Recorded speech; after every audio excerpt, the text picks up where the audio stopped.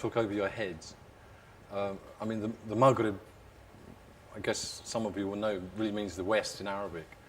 And the calligraphy I'm particularly interested in is the calligraphy that ended up in Spain, and then in Morocco, Mauritania, Senegal, Nigeria. But I don't want to jump in there because it will be a bit, you really don't have the foggiest I'm talking about. Because, you know, the history of calligraphy, not just Maghribi calligraphy, is like the history of civilization. And you really have to do the history of writing, you have to really start at the very, very beginning. And you're going right back 3,500 years before Christ. So what I'm going to do in the limited time we've got, because this was actually a talk which I usually spread over about 2 days when I was doing it in Spain at this college. But I'll try to compress it so you can get a general idea and it might inspire you. Because I think probably a lot of you don't know really what Maghribi calligraphy is and how you would distinguish it from any other kind of calligraphy. Because I don't know if you walk around the exhibition, but you'll see a lot of different things there.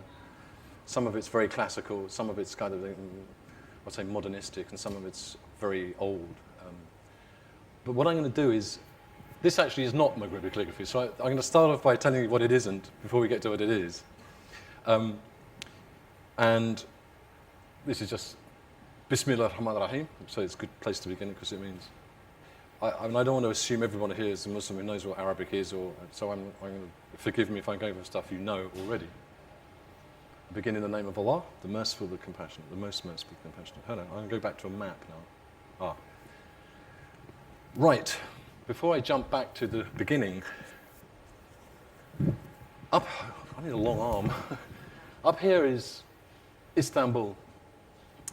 Now, this was really the last bastion of like the Muslim Empire, when the Ottoman Empire, you may have all heard of it, 600 years, and it reached its pinnacle, you know, at the end of the 19th century, and really died at the beginning of the First World War. I don't want to dwell on this too much, but it's kind of important because what happened was that when that finished, everything migrated really to Egypt. The whole of the if you like, the cultural hub of the Muslim world moved to Egypt, which had become the first like modern Islamic culture, Islamic state, I suppose, and influenced the rest of the world when many things like recording, newspapers, film, whatever, started to spread. And the reason it's interesting for me is because what you now have is a kind of predominance all over the Muslim world of an Arabic, which everyone thinks is like standard Arabic script. You see every Arab book will be done in a particular, well, a typeset imitation of what is actually a script called Naskh, which came to its pinnacle in the Ottoman Empire. But then it suddenly became like the norm all over the Muslim world. So you can imagine all these local dialects and local scripts and local culture became under threat from this kind of modern Islamic culture that was coming out of Egypt. So you can imagine someone in Morocco with their very local styles of singing, of writing, of recitation, of everything. Suddenly they're seeing films of Kulthum and Egyptian newspapers and qaris from. I mean, it was beautiful. I'm not actually saying it's not beautiful, but it was so powerful. It's like us seeing films from Hollywood, you know, and like being, oh wow, you know. So they felt their own culture was really not, you know, it was invalid in some way. So these things started to die out, and which puzzled me in a way, because the thing that really attracted me to Islam in the first place was these original ethnic styles, if you like, and both of singing and particularly of calligraphy. So what I'm going to do is start off, I'm going to show you what some of the most beautiful of the Ottoman stuff is, and then we're going to kind of go back to Mesopotamia. Okay, I'm going to rip through this pretty quick. I could talk a lot about each slide, but this is like a typical Naskh, handwritten, beautiful Quran, probably from about 200, 300 years ago. But this style really started a lot further back in Baghdad, and there were certain styles which became in use and were developed by calligraphers, and they had masters, they had students, they had guilds. And by the time it came to like when the Ottoman Empire finished, it was a whole hierarchy of government. They ran the Ottoman Empire, but with handwriting, not with printing. Imagine every document was written by hand. It was by someone and passed down to someone else, and they all had to have a conforming script. So it was very useful. You had these scripts, almost like typesetting, because they all had to read it. And someone else had to be able to read and copy it, and read it, copy it, read it, copy it. It wasn't printing. Printing really wasn't installed in Turkey till very, very late. In fact, I think the ulama, the scholars, didn't like the idea of having the Quran printed, beaten onto paper. I'm just going to have to use the computer to prompt me because I'll just go off on a tangent. But this became very much the model for Arabic printed scripts. And I'll show you a few of the things. This is actually still calligraphed. But this actually, strangely, it's very easy to read. It's actually from Morocco, but it was, well, I bought it in Morocco. It's actually written probably in Lebanon or in Cairo. But it replaced probably the original Maghribi Qurans, which you can still buy in Morocco, but they're hard to find. This is a close-up more of this script. As you can see, this is actually typeset, very modern Arabic typesetting, imitating the calligraphy. The computers are imitating the calligraphy. I mean, I use this stuff in the work I do, but it's not the actual thing. It's not calligraphy. When you walk into the exhibition there and look at the calligraphy, it's the real thing. You're not looking at an imitation of it. You're looking at the pen on the paper. And you're seeing the calligrapher. You're looking into his world as it was when he wrote it. When you look at take a photograph of it or a reproduction of it, you've got it secondhand. And my sort of the stick I beat people with now is that they become too used to having everything secondhand. You're having a secondhand culture of you name it. I mean, a film, a printed book is mediated knowledge. It's not come directly to you, it's come through, the author hasn't spoken the story to you. He's printed it and you've got it secondhand and you've constructed it. But when you look at the calligraphy, you're seeing the actual moment. Now, I'll tell you a story here. It's actually about when my mother died, actually. I got to the hospital and she'd been dead about a few minutes. And they showed me the ECG printout. And it was like this Kufic script that went and finished. It was like her life, the writing of her life sort of finished. And in a way, that's what calligraphy, of all these, the calligraphers, even your own handwriting is like an ECG of your interior moral, spiritual state, which is why you have handwriting experts can see right into the character of people who, they send test pieces of writing to get a job. They say, we don't like him. We can tell he's lazy or whatever. And interestingly, the very first job I got as an architect, I wrote a letter in my best calligraphic English hand, and I got the job because they said, we like your writing. And this happened in the Ottoman Empire as well, because people really valued the art of writing. It was the skill to have in the Ottoman Empire. If you were a vizier or even a sultan, if you weren't an accomplished calligrapher, you were really kind of like, you're not very much. And people were refused jobs because their writing wasn't good enough. There's evidence of this. It's recorded. I'll go off on a tangent if I don't keep going with this. More Ottoman calligraphy. It's very, I don't know how much you can absorb if you're not familiar with this. Very beautiful stuff. This is very old, though. This is not, it would have been maybe from the 19th century. Description of the Prophet. The Ottomans loved this sort of thing. There would be stories, and they were called hilias. There again, I won't go into that because I'll go off on another thing altogether. More of this stuff. Another one of the scripts called Talik, which was part of this, if you like, a sort of range of typefaces, if you like, which they would write in. This is that mine? No, it's not. This is probably a government document from the Ottoman times. Very important we'll come to this later, but the kind of writing became important. This was particularly for the Ottomans, but writing was very important as a vehicle of state. Writing documents became extremely important art, and why they were highly I'm going to go through this very fast. This just shows you how sophisticated the Ottomans became. This was the method of proportional writing. It's a whole science. What we're going to end up with in Andalusia is actually the complete opposite of this. But you need to know this to appreciate it. And this is recent. This was one of my teachers, Mohammed Zakaria, did this. But this was a system of proportional writing, which the science goes back many, many hundreds of years to Baghdad, but was kept going because of this system of teaching. More of the same. The craft, beautiful pots, and these would have probably been owned, solid gold or gold-plated, owned by some vizier.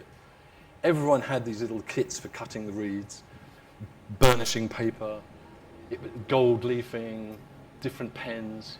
Okay, we're going to jump right back to the beginning. I'm sorry to do this so quickly, but it's kind of really important to get the whole picture. Don't take this too seriously. It was just my kind of reverse picture of what they normally put in schools with man evolving from apes. I mean, were you descended from apes? Good question. But it was really a kind of an idea, really, that things ran down after prophetic revelations. It's a big subject, so I'm really going to have to skip over it quick. But when prophets came, even the old prophets like Abraham, and it injected this incredible light and knowledge into mankind. And then it started to run down till the next one came. And we're in a period now, you see, almost like, well, certainly Muslims will tell you this, that it's a kind of final period of it running down till the end, till the scroll finishes. And in some ways, you see, people speak still of progress, and they say, well, when we got our new computers, we're going to be doing all this, and we're going to do that, and we're going to store it all in RAID things. But actually, if you think about it, it's also one way of losing it all overnight. One of the things I used to say to my students is, well, what's going to happen if the electricity does stop? I'm not saying it's going to stop. I use computers, I use all this stuff. But what are you going to do when it stops? You need to sort of recover this initial thing of pen and ink and paper, because this is how it all started. Printing and, even paper is a fairly recent thing, and we take it all for granted. You go to Reimer's and get a thing, you go and photocopy it, and you don't even think about it. Your ancestors were copying by hand everything they wanted to have written. It's a very interesting subject. I'll maybe touch on it later. Let's carry on. Right, we're going to jump right back to the beginning. Okay, very earliest recorded writing, if you like, imprinted into clay with, this is even maybe older than 3,500 years. No, imprinted with little wooden wedges into clay, then roasted and baked. And it was pretty prosaic stuff. It was things about crops or warehouse records. It was similar stuff. It's rent, functional things, because it's when the nomads started to settle, they suddenly had a need for writing. Before that, they didn't need it. Everything was a spoken culture, and people knew everything. They didn't need to write down. But the moment they settled, they had this need for writing, and that's common with all the places where settlement took place. It's a huge subject, and I mean, I'm not a paleontologist or an archaeologist, but as a designer and a calligrapher, I've seen all this stuff for like 35 years. And what I know about it, I've picked up from looking at it. I've read a bit about it. But you start to see how pictures, there are picture languages, like the early Chinese I think early Chinese, you had to learn 20,000 characters to understand the language. I think it's reduced somewhat now. But they weren't alphabets, you see. The alphabets came later. Now, this is, I think, a Phoenician alphabet. And suddenly with an alphabet, you could suddenly compose many, many different words in a multiplicity of words from any kind of combination. I mean, everybody who knows anything about the internet knows that you can devise every possible kind of web name because there's an almost infinite number of permutations. So suddenly language becomes very sophisticated. And so the kind of written forms become sophisticated. And there's certain, you'll see shapes like this. This is Phoenicia. This is about 1,000 years BC. Forms like this. This is a straight Arabic character, like this, like this. I think it was still actually maybe separate letters, but soon they started to join the letters together. Now this is a chart, actually, you see some interesting things here. This is, I can't see it actually. You've got Phoenician down here. Look, it's a bit like some of the early stuff in Mesopotamia, in well, what is now Iraq, strangely. This is actually more modern Hebrew, but this character here is a nun in Arabic, and is exactly the character you see in the very early Arabic scripts. So all these things were very closely related, but what happened after the Phoenicians, you see, you have, well, there's a bit missing here, which is the Aramaics, because there's a lot of characters in Aramaic. What was it, The Passion of Christ was all done in that film, was all in Aramaic. And, yeah, well, do you want to talk down this? Oh, yeah, these work, I think. Oh, no, they don't. We have to speak to this. This is a commercial break. Sorry to stop the speaker here. If you've come for the democratic change in the Muslim world, prospects and obstacles, the talk is starting now in that room across. There's John Esposito, Abdul Wahab Al-Effendi, and Muhammad Ayub, and it's being chaired by Mr. Tamimi. So don't rush. I got myself actually leave you.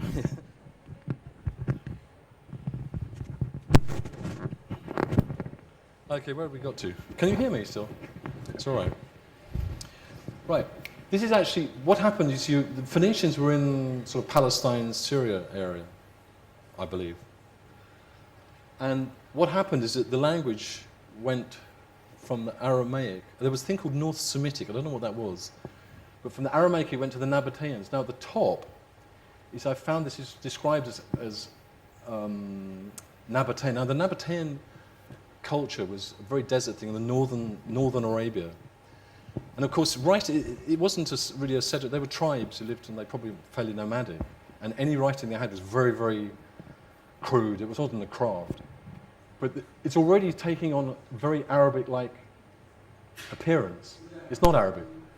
Down here, it's the same. It's all starting to amalgamate. They're joining these letter forms together. Rip on. Now, this is Arabic. So you can see how it's sort of just evolved. But this is probably could be around the time of the Revelation. It's taking on this very crude, almost as if children had done it. If you teach children Arabic, they often write these letter forms very simply. And that's amazingly exactly how they wrote the very first Revelation. It's almost how children would write. We're coming to that in a minute. You'll see some of this from the top copy. Here again, very early. Yeah, it's exactly how my children wrote Arabic when they started to study it. Look at the top there, that kaf, very long, stretched out thing. Beautiful. But it's still quite crude. Now, I don't know how you can see this in this room. This is from the top copy. I only got hold of this recently from that book called The Treasures of the, whatever it is, Sacred Treasures, Sacred Heritage. It's just on a piece of leather, but the actual letter forms, you can see very simple, a meme, probably a noon, a kaf. And really, essential Arabic doesn't have all these dots. You look at the Turkish Arabic that I showed you at the beginning, you've got lots of diacritic marks and dots. These are basically inventions. They've been added to make it clear. You have to understand that really Arabic is a spoken language. And when the Quran came, it was revealed as a recitation. What was written down was really to confirm, almost like a backup, if you like. But so there'd be no disagreement, because there were various versions initially written, collected on bits of bone, wood, and so forth. But look at the actual letter forms, and keep that in your mind, because you'll be seeing that all the way down the line, all till we get to Andalusia. It never lost that kind of link. The Turkish stuff became very, beautiful. This was for sultans, and it is magnificent and very difficult to do, because I've studied it and I can't do it that well, so I don't do it. But let's look at some of this, because it's really, for me, it's actually spectacular. You can see it. No, you can't really see close. It's from a book, so it's more of it. Yeah. Interesting though, from the very first revelations written on bits of leather. It's extraordinary. Now, this is interesting. This is really from This is from the Quran of Uthman ibn Affan, who was really the third caliph and was a companion of the Prophet. So, peace and blessings be upon him. And you'll see that it's become it's become stylized, and it's almost like a kind of a form of Kufic, but it's all about what it meant. It's a backup. It's shorthand almost, and you'll see there's a few little dots which were used to indicate vowels. The little red dots are not they're not sukuns, but it was like a kind of aid memoir, because mostly the people knew it by heart. The first community knew the Quran by heart, and this was there as a reminder or to record it. And as I said, they burned all that. I think Uthman, who wrote this, he was the calligrapher. Didn't get someone to do it for him. The Prophet himself didn't write. His secretary was Ibn Thabit, right? He was in fact a Jew who converted to Islam. But Uthman ibn Affan wrote this himself, as did many of the leaders of countries. They were calligraphers. That's why calligraphy is so important. This would have been on vellum, because important documents were done on vellum, animal skin, probably goat skin or buffalo skin, whatever. And it's lasted because it's 1,400 years old and it's still there. If it was done on paper you bought in Ryman's, it wouldn't last 5 years probably. But it was expensive, and it was for, suddenly the Arabs who had been in tribes settled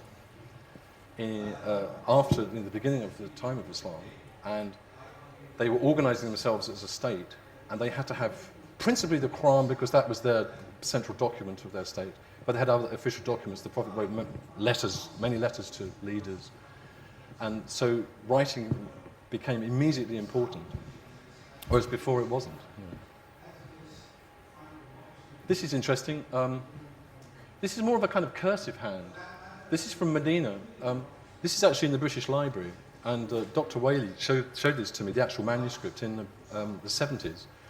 He wanted to show it to me, and he phoned down to the basement, and this man came up in a brown overall with a trolley and took this box out. All I'd seen is this was on the cover of an Arbery translation of Quran someone had published, this actual page. And he got the thing out of the box and opened it on the table, and I couldn't believe it. It was just like looking down 1,400 years. And like I said earlier, you're in the mind of the calligrapher. This isn't really stylized, but it's just so powerful. It's big. The book itself is about this big, and the writing is like, oh, Mrs. Whaley just turned as on cue. You can see it's done very powerfully. It wasn't meticulous. It was just absolutely amazing. They sometimes put it on exhibition. It's not a complete Quran. It's just about half of it conserved. On vellum. That's why it's lasted. Now, this actually is a bit misleading because this is going east. This is after Medina. You see, Muslim civilization really developed. First of all, in Kufa and Basra. We know where Basra is. Sure, Iraq, and Kufa as well.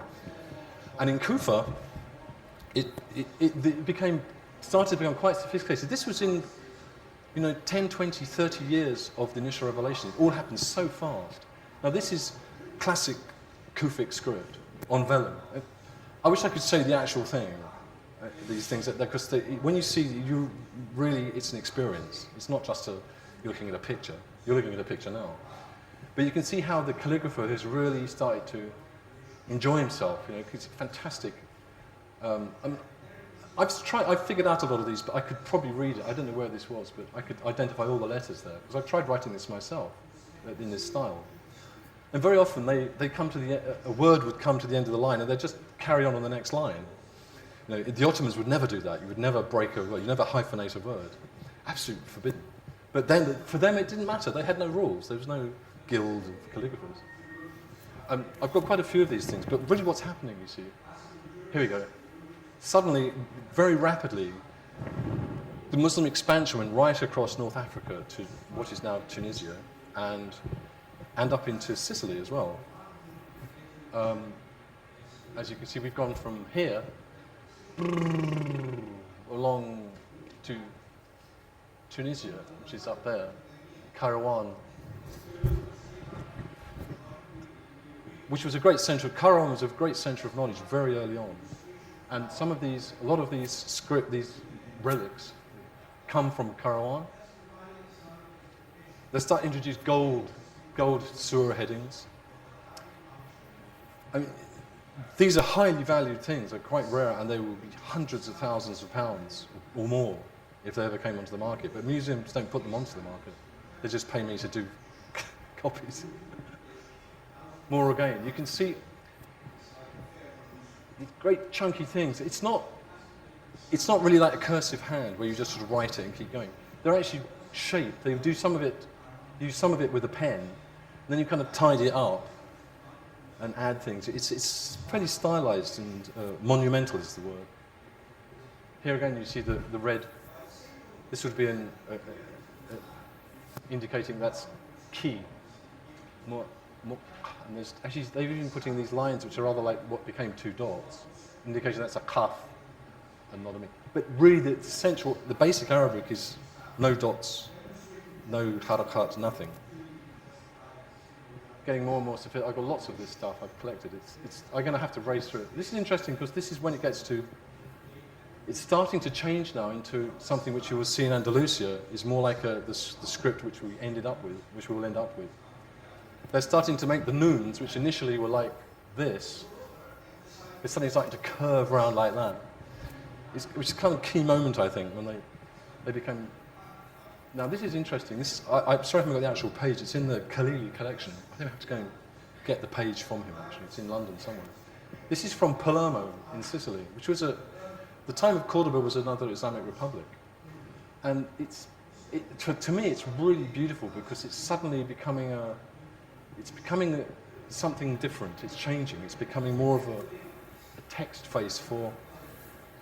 It's really to encompass this amazing expansion of knowledge that was beginning to happen around the time, the 9th, 10th, 11th centuries in Cordoba, Spain. There was an influx of people from all over the Muslim world, and people from.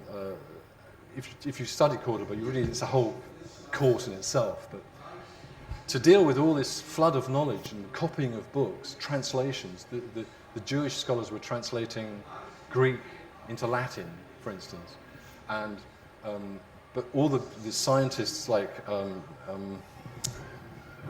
who's the I don't know the names of mine's gone. There was this enormous expansion of just the need to record information, writing books, copying books. And Palermo, it was all happening at the same time. But we're going to nip on here. Now we're in Spain. Okay, we've gone into Spain. Many will say the Muslims were invited into Spain. This is the current historical theory, even in Spain, that it wasn't really an invasion. It was like a civil war, and they were invited in to deal with the Visigoths, who everyone hated. Even the Jews invited in, and the Iberians. Anyway, this is an inscription they found in the Cordoba Mosque in the foundations. It's really this crude, as I said, it's like as if a child had done it. It's very simple. Someone say, "Oh, that's very bad calligraphy," but it's real. It's from 1,000 years ago, no, 1,200 years ago, 900, yeah, 1,100, whatever it is. Now we've arrived in Spain proper. We're in about sort of 10th or 11th century now. So we're about 400 years after the beginning of Islam. We're suddenly into this expanding culture. You can see it's still linear. Remember the Turkish stuff was all beautifully. Here you have still the same letter form. See the kaf, the Kufic kaf from the very earliest. It's just such a thing. So they kept this. And the noons and the lambs curving round. This gives it its particular characteristic. Of course, there's not much of this stuff available because in 1492, as you all know, after the Catholic kings and queens reneged on their deal with Boabdil, they got all the books out and burnt them in the street. Hundreds of thousands of books just burnt for days, which is why there's very little of this stuff left. You'll find it in libraries, in Rabat, in museums in Los Angeles, and in the British Museum. If I achieve nothing today, it would be that you could go and actually recognise what this is, because this was written further west than where we are now. So this is how far Islam came in that period. right up to 1492. Of course, what happened after 1492, it went south into Morocco. They took everything. They even dug up their dead and took it to Morocco, but they took this skill of writing. That was from Granada. I got this to the internet. It's a very bad picture. You can see how they illuminated everything. A bit like the Turks, but this was long before the Ottomans had all this sophistication. Remember, Andalusia was a long way away from Ottoman Turkey, and they weren't that interested, it seems, in Andalusia. Andalusia was beginning to suffer, and the Ottomans were more interested in Venice, I think, than helping them out of their troubles with the Catholic kings. There's a close-up of very typical Andalusian Quran. Now, interesting thing is, you see, unlike the Ottoman scripts, every calligrapher virtually had his own style. Like all of you probably got individual handwriting. And if you do English calligraphy, even your English calligraphy will all be different. I was fascinated by English calligraphy, and there was definitely a style, but you sort of have your individual quality. Whereas the Ottomans, they managed to have such a discipline, they could write almost, you wouldn't recognize who did it. They would just match everyone else. To the extent that they could have a whole building with 100 calligraphers, and they would copy a whole book, and you wouldn't know that 100 calligraphers had done it. You know, the Daily Jang, which is a famous Urdu newspaper in London, printed from London. In the 80s, it was actually done overnight by hand. They had like 100 calligraphers who would and they'd print it. And then the computers all came. Overnight, there were 100 unemployed Urdu calligraphers. I knew some of them actually. Not what they're doing now. So everything was done by hand. In fact, it's recorded that in Cordoba, in 11th century, there was just one suburb of Cordoba, which was a population of 500,000 people with running water, street lighting, before there was anything in Northern Europe, which was still people up to their knees in mud. It was a record, there were 700 women copying Quran in Kufic, 170 women copying Quran in Kufic characters. So everyone was basically, I don't think it was for sale, I think so they could have a copy. If you wanted something, you copied it yourself. If it was a Quran, you had to copy it from someone else's copy. So, and because they knew the Quran, there were many Hafiz, I imagine.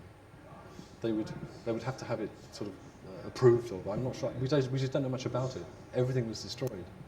So it was like this kind of amazing civilization that suddenly ended, and we're just trying to figure out what it was all about from these remains. But look at each calligrapher had his own. This is actually quite easy to read once you know it. But you show this to a lot of. I show it to Arab-speaking friends. They say, "Oh, brother Abdul Latif, I can't read it." You know. I said, "Well, I can read it. You can understand it." It's very simple, actually. You know, this is a nafal that. Actually, maybe it's a quite well-known surah. Bismillah ar-Rahman ar-Rahim. ألم نشرح لك صدرك ووضع عنك وزرك الذي أنقض ظهرك رحت أنك تكفك فإن. Some of you may know that already. Beautiful. For me, it's like really touches me. I don't know why, because you just see the guy who did it, and it's just there's a close-ups of it. It's and it's very easy to do. Some of the students I've had in Spain probably haven't touched a pen in their lives. It's just on emails, I think. You know, they can write, obviously, but we got people writing in a few days, just copying this. They could write something very beautifully. I promise you, I mean, I was really surprised. This is off the internet. It's amazing what's on the internet. It's the same, but it's different. He's using a different kind of pen. There isn't this kind of discipline with reeds and cutting, which the Ottomans have, which is very protected. You know, it's one of their secrets, the Ottoman calligraphers, the cuts on their reeds, you know, what produced what kind of script. They actually didn't tell anyone. You knew it and you kept it yourself. This, I think, is from Seville. It'll all be about 11th century. That's ornamented, gold. It's actually really easy to do it, which is why I do it. You'll see some in this exhibition.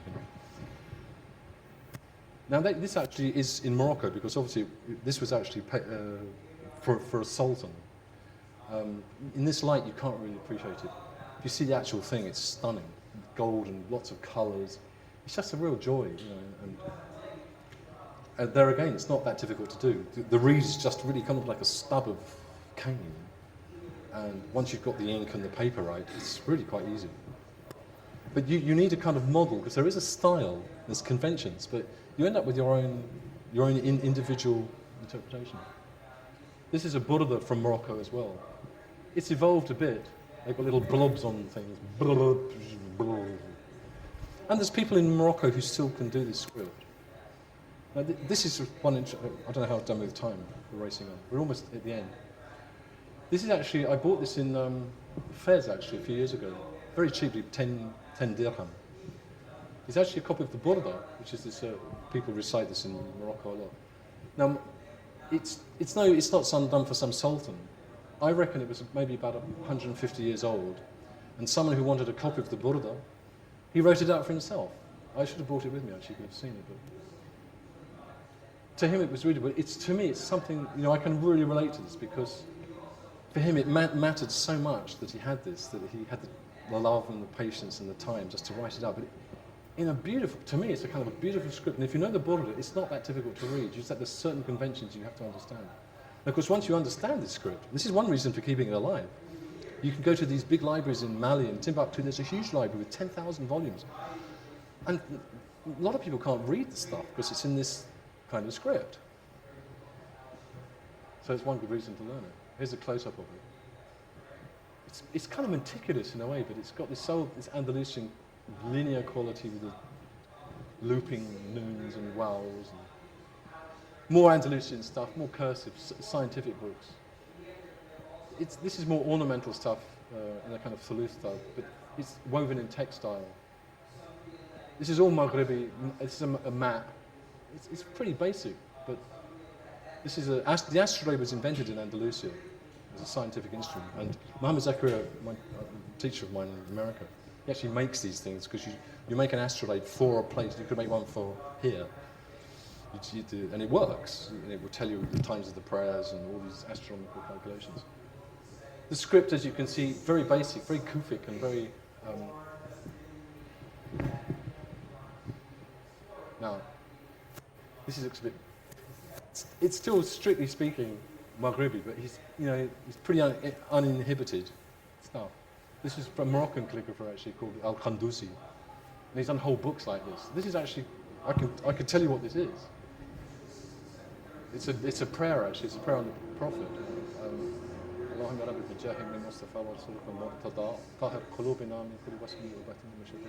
It's a very famous Ya Dhal Jalali wal Ikram. You can do this with it, but you need to know the rules, or not the rules so much as the... when they teach graphic designers, you learn the rules, then you break them. It's the whole secret of being a designer, basically. And I think the same applies to calligraphy. These were just some teaching sheets which I was using to some of my students. It's just some of the variations of the Arabic letters, but with a kind of knowledge of this, it makes it very easy to actually write it yourself. Here again. See what I'm talking about? This is actually Nigerian. It's still the same central Kufic linear form thing stooping down, but you always know this is Nigerian for some reason. You can spot the Niger, and the Nigerians always had them on separate sheets. Qurans would be not bound, but in a box in separate sheets. Don't know why, maybe they didn't like bookbinding. This is actually something I did about 30 years ago, believe it or not. I know a lot of the debates here at this event are about, whatever it is, integration and being British and Muslim and everything. Well, this is you're looking now at English Kufic. I had to do this whole book in Arabic, and I didn't really know how to do it. And the Kufic thing was very simple because it was like it's supposed to be like easy Arabic for English people like myself who couldn't really read Arabic very well, and who found the Turkish thing quite complex to read. It's very, very simple, And the red blobs actually were like traffic lights, they were sukuns. I was breaking rules, you see here. But it's kind of lasted. I cringe when I look at things I did 30 years ago, but I still quite like it actually. And people use this a lot still. No Jonah bil lutfi Allahi dil lutfi innahu. And you can sing this, of course, as well. Now, when they asked me to do this lecture course, this lecture, they wanted me to somehow refer to music and singing, because it's one thing we did in Spain was to teach to people who really had no experience of singing or writing to just experience some of these things for the first time. Because people of my generation in England, we grew up singing, always, singing hymns. You know, and it was just music was part of our lives. Every house had a piano. Now it's got a plasma screen and a DVD player, you know, and no one does music anymore unless it's some electronic device. So we'd have people come from Glasgow and Birmingham and London, you know, who, first of all, we start to write. Learned to have some of this writing with cut reeds and pens, and we could make the paper if we had more time, but that was, if you think about it, that's like a kind of meditation, because when you do calligraphy, it's like you're really by yourself, you have to concentrate, it's hand, eye, brain. But when you sing, and this is what we used to do, we'd write a couple of verses of these double verses, and then in the evening we'd sing them. And of course that was quite a shock, you know, because these people hadn't sung before. They said, we can't sing. You know, and interestingly, one of the problems with singing, people who, and this was actually, I heard a program on the radio once in England, on Radio 4, by a man who was teaching people who couldn't sing in tune. And he said the central problem was they didn't breathe properly. So he got them all going, and it's as if they were only using half their lungs. And when I was young, I learned to play the oboe. Really, I nearly became an oboe player actually, and the first thing they teach you is to use your lungs properly. And when you breathe, and trumpet players do the same, and singers, it's like you have to suddenly expand your diaphragm, you go, and then you go, so you've got double oxygen. And this is what really develops your lungs. This is why I can talk for hours. I've got so much air. But it's a spiritual thing as well, because if you go to Morocco, what do they do in Morocco? But they're going, hey, whoa, hey. So I had all these people from these quite strict mosques all going, that's just a breathing exercise, don't worry.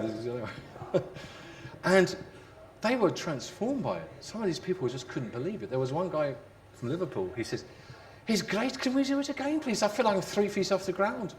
You know, I had to keep singing these things over and over again. And it was actually, I was really, you know, I never thought about it like this, because it was like heart and lungs.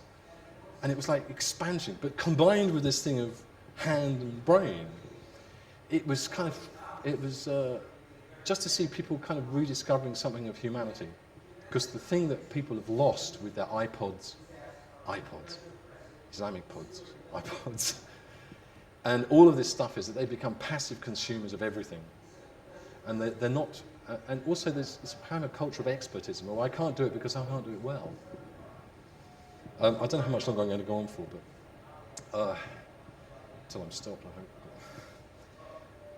What matters is that you do it, and it doesn't matter if you do it badly, but you've got to do it. And this stuff is really beautiful if you hear it sung in Morocco. It's the science they have of singing, which came from Cordoba, like a lot of this writing. Half of it's still alive and practiced in Morocco, the Andalusian Moroccan singing groups. I heard this stuff 35 years ago.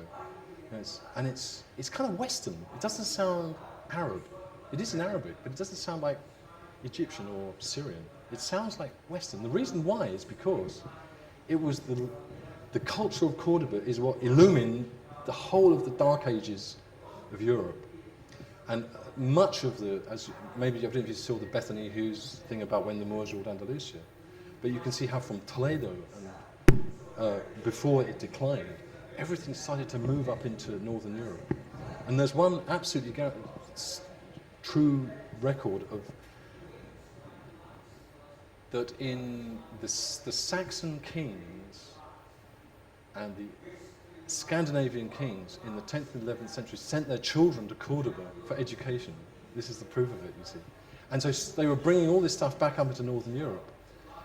So to start singing this stuff again is to sort of like kind of come back to life and discover something that's in your sort of, well, in my, I know it's in sort of our heritage, it's in our blood. And for me, it was a recognition of something. Because when you hear the Andalusi singing, more than the writing, in fact, you suddenly hear like flamenco, but a lot older, before flamenco. And that was, I remember that was my experience. A lot of the Andalusi tunes are very, almost Western. They just don't sound like Oriental. But a lot of it definitely sounds like, you know, I don't know if you're familiar with flamenco music, in Spanish, flamenco. And in the scales, minor scales. the minor scale of the, yeah, maybe you don't. I need a bit more time to develop that one. But it was just so important just to remind people that it's easy to write. You don't have to be an Ottoman calligrapher. If you want to be like some of the experts who are here, professionals. I mean, one guy came from Syria, and his stuff is exquisite, and he's doing all of his life. But to be that, you need to be really good to start with, and you're going to have 3 years with 3 to 7 years to be an expert, and then you're in the tradition, and you're stuck in it basically, and you're going to be the rest of your life doing that probably. You don't have to do that. You can do it my way, which is to go back to some of the original Kufic Maghribi roots. Remember that the Ottoman Empire overlapped the Andalusian ones by about 200 years. The Andalusians, when we went along North Africa into Andalusia, it finished, 1490, 1500. Between 1500 and 1920s, which is when the Ottoman Empire fell, that was another 400 years. So 200 years before the Ottomans had really begun, the Ottoman Empire was 600 years, the Muslims in Andalusia was 800 years, and virtually wiped out overnight, sent on boats. They were Spanish Muslims, they weren't, I don't want to get into too much of this, but it's just so interesting that they could just virtually try and exterminate a culture. Talk about genocide, I mean, it's just wiping out any kind of record of it, rather like what they did in Bosnia, in fact. Very much in the same way that they tried to wipe out a pluralistic society. The essential thing about Bosnia was that it was a pluralistic society of Bosnians, of Orthodox, of Jews, of Christians, and so forth. The Serbs didn't like this, you see. The fascists there wanted to destroy it, to make it a kind of... And it was exactly the same with the Catholics going and wiping out Islam. I mean, it was really a land grab, it was a dirty thing, and the Muslims were kind of abandoned so much. It had to happen. But you see how old this script is, and if you go back to these Andalusian scripts and the Kufic scripts, the big secret in them is just that you've got a direct link back to, visually, I'm not talking about, because it all goes back to Mecca and Medina, but you've got visually this connection right back to these very early Arabics, and then back before that, like the whole history of civilization in a way. So it's a very easy thing to do, but you have to start somewhere. You're not going to learn it now, obviously. But there was, I think I'll finish, so I don't go on too long. There was one of these great experts in Baghdad back in the, I don't know when it was, 8th, 9th century, called Ibn Bawab. He wrote a beautiful poem about calligraphy. I'm just going to read you bits of it, because they used to write they extolled the science of calligraphy so much, they would write poems about it, even about how they mixed ink. And it starts off, "O you who want to write a calligraphic hand, and desire to write and draw the letters well, if you are truly desirous of mastering the art of writing, pray that your master makes it easy for you." Then he talks about preparing the pen and how you cut it, and it's absolutely wonderful. For cutting the point is the crux of the procedure. Do not beg me to reveal its secret. Even he wasn't going to tell you the secret of cutting the reed. I am chair of its secret. A thing concealed by the sum total of what I want to say is that the point should be something between oblique and round. Then he goes into the ink, describing the ink. Stir the ink in the inkstand with soot that is treated with vinegar or verjuice, whatever that is. Add to it red pigment and so on. Add to it orpiment and camphor. This was before you could go down the store and buy stuff. Remember, everything was like you had to do it yourself. Or maybe they had places, people who prepared these things, but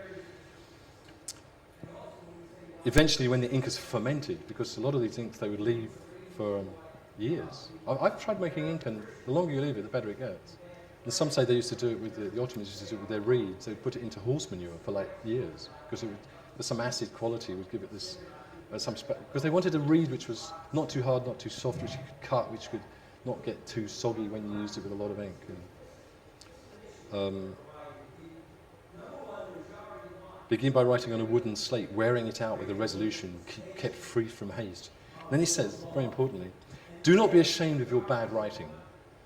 When you begin to imitate the letters and draw lines, the matter is difficult at the beginning, and then becomes easy. Many a thing that is difficult at the beginning turns out later on to be easy. Eventually, when you have achieved what you have hoped for, and really when you learn, with the Ottoman script as well, and anything, it's like it gets you like a passion, and you want to get these letters looking good, and you keep doing and doing. It's like it teaches you. A lot of calligraphy is to do with teaching yourself. You need some sort of inspiration and guide, but a lot of it is just working away until it looks good to you. The discipline of the calligrapher very often was divided between just gazing at calligraphy. The old calligraphers used to say, spend half your time just looking at the stuff, and half the time practicing. Well, looking and collecting stuff to look at, tracing it, and then half the time practicing it yourself. You get a kind of love for it, believe me. I remember when I started doing this in the 70s, you go a bit mad, be up all night, trying to get this thing right, and suddenly it would look right. And really your eyes do not see it. It's as if we're kind of veiled. You look at the thing, oh, that looks nice, yeah. I tell you, I wrote things then, which I saw 5 years later, and I was so embarrassed. Which I thought at the time was good. You go 5 years, anyone who's an artist or has done anything this would know this. You go back to it 5 years later and you go, how did I manage to do that? And Mohammed Zakaria, my teacher, he actually destroyed a lot of his stuff. He's older than me, and he went to see this teacher in Turkey, and he says, Ablatif, everything I've done up to now is rubbish. I said, well, I'll have it. Thanks, we burnt it all. And doing beautiful stuff now. He says, eventually when you have achieved what you ever hoped for, you'll be filled with joy and gladness. Then thank your God and do his pleasure. God loves all those who are grateful. Furthermore, pray that the fingers of your hand will write only what is good for you to leave behind in the house of deception, meaning like this world. Everything a man does, he will be confronted with on the morrow, meaning the end of everything. You'll be presented with it. When he's confronted with the written decree on the day of resurrection. I think that's it. They love this calligraphy so much, and we've just sort of jacked it all in for computers. No, seriously, it's a very useful thing. I think that's all I think I ended that. Bit of a close-up. And that's it. Thank you very much. Good to...